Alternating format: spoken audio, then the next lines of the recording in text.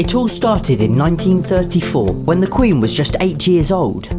At this point she wasn't the Queen yet, nor was she even supposed to become the Queen until her uncle abdicated 2 years later. So it was really quite a peculiar choice for Canada to put her on their $20 bill. Unfortunately, I don't have a real one to show you, as today they tend to sell for several £1,000s. And then when her grandfather, King George V, died, and her uncle abdicated after less than a year of being king, her father became King George VI, suddenly placing Elizabeth directly in line to the crown. Which brings us to 1951 and the Queen's second portrait to be used on a banknote, once again a Canadian one. So much has happened between these first two portraits. She's gone from an 8-year-old child to a woman who's lost her grandfather, lived through the Second World War, got married and had 2 children, and is now losing her father to lung cancer at just 25 years of age. And then in 1952 her father died and Elizabeth took the crown. She's seen wearing it for the first time on the Hong Kong dollar, amongst other currencies released that year. Her coronation followed in 1953 and was marked by her first appearance on a British coin, the shilling. She's shown with her hair tied up, youthful and optimistic, a portrait intended to represent a sort of new start for the country after the Second World War. In 1956, she posed for a portrait used on the British £1 note, aged 30, although rather bizarrely this banknote wasn't issued for another 15 years. In the meantime, the Queen's first appearance on a UK note chronologically came in 1960, the year that saw the birth of her third child, Prince Andrew, now aged 34. Prince Edward, her fourth and final child, followed in 1964, and the Queen can be seen then on the Australian dollar, having been Queen for 12 years now and 38 years old. And this is where things start to slow down a bit, with a relatively uneventful decade ahead. The portrait used on our coins was updated to mark the introduction of the new decimal system in 1968, and it's not impossible to find this portrait in your change today. In 1977, the Queen celebrated her Silver Jubilee, 25 years on the throne, and appeared on the Eastern Caribbean dollar.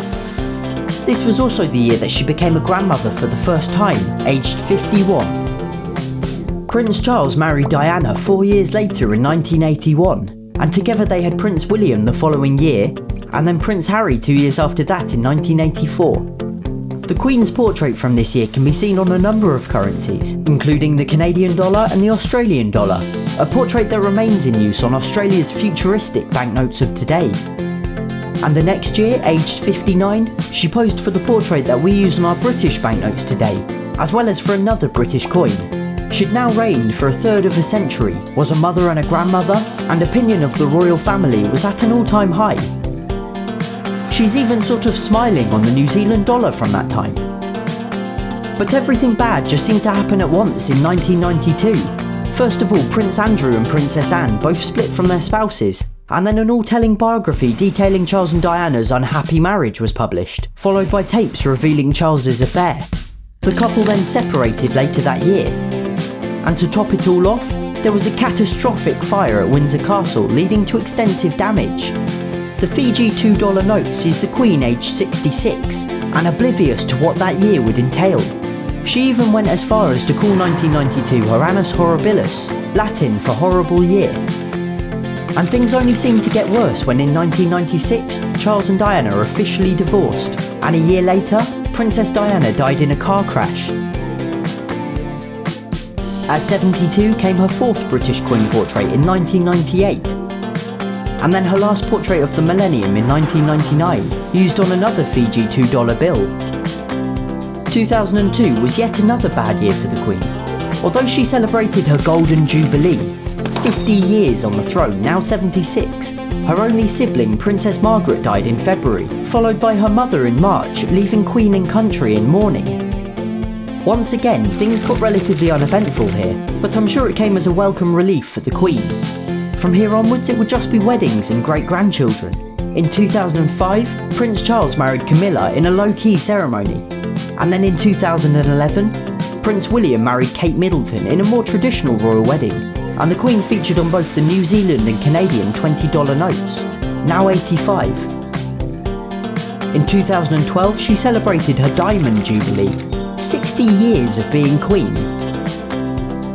And a year later, her great-grandchild and future king, Prince George, was born, followed by Princess Charlotte in 2015.